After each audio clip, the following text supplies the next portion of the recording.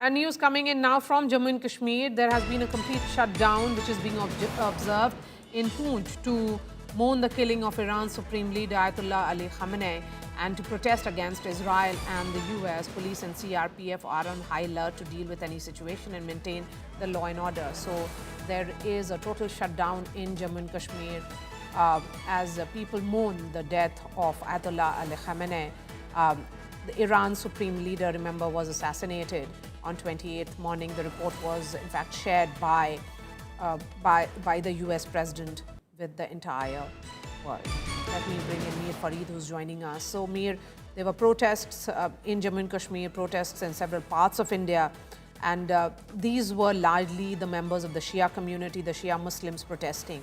But are you also sensing that perhaps other Muslims, groups could also be joining in?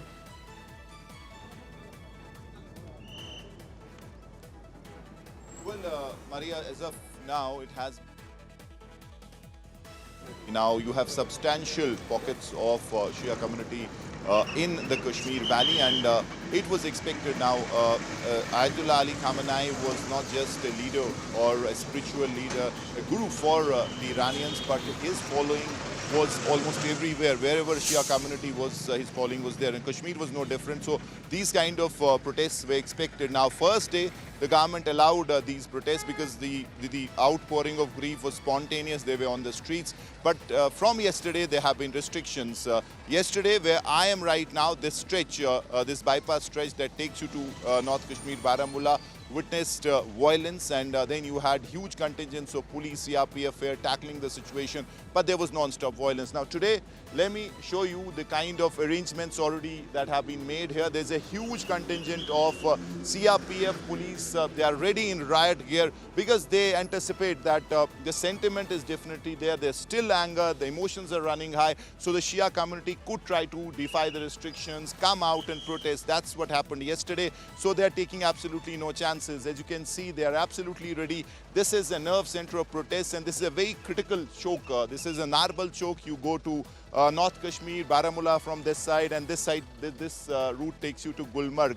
And around this area, there have been protests and there are pockets of Shia population. So that's why a lot of presence of security forces, though thankfully today no report of any untoward incident from any part of Kashmir Valley, strict restrictions everywhere. But this area continues to be an area which is troubling the security agencies to maintain calm. The hope is that if the day goes on peacefully, they can build on it from tomorrow. But today is crucial, and if there is no violence, maybe there could be relaxation restrictions from tomorrow. But already an MHA advisory that there could be protests, there could be violence. And in Kashmir, you know that these incidents could quickly turn into something else, and this could really spill to other areas as well. And that's why no chance is taken and extreme precautionary measures taken across. But as I said, this is a sensitive area, and that's why extra deployment of CRPF police. They are ready with riot gear, with crowd control equipment, tear gas shells to ensure that if at all there is violence,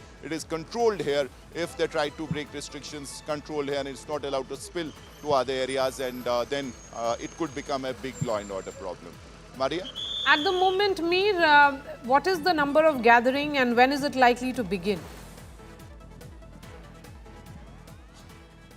Well, it is spontaneous. There are no plans that have been put out by the mourners or by the protesters. Like yesterday, we were here covering the protests. They were spontaneous from these lanes by lanes. These protesters tried to come out, move towards the city center in Srinagar. They were stopped by the police. Senior officers like the DGP of Jammu and Kashmir Police, IGP, ADG, they were all camping here. So that really tells you the kind of importance the government is giving to these protests, because they do not want a flare-up.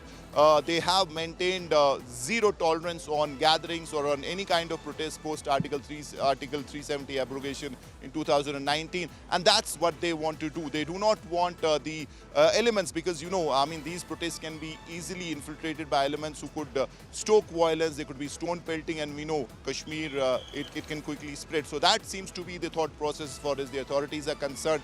But yes, it is definitely a tricky situation. Shia mourners, they are angry, and they are also they're emotionally charged. Yesterday, Badgam, almost 10 to 15 locations there were protests, and then we know, I mean, these protests from peaceful, they can quickly turn violent. That's the fear of the authorities. And today they're keeping additional deployments at sensitive locations, hoping that there will be no violence and no one would really try to defy restrictions. The problem is that once they come out to mourn or to protest and they try to defy and move to certain areas, the police stops them, and then you have a situation where there is violence, there are clashes, and that's something the authorities do not want. But still, situation pretty fluid because of the emotions, of the anger, and the kind of connect these people had with Ali Khamenei, and that is something that the authorities know, the administration knows, and that's why no chance is taken. Strong presence of security forces everywhere, and especially the area where I am right now, it's very sensitive. It has seen protests in the past, and that's why additional reinforcements here, a lot of presence of police and CRPF, and the hope is that they manage to control the situation, no violence, and then probably build upon that from tomorrow. Maria? Tamir, I appreciate your time.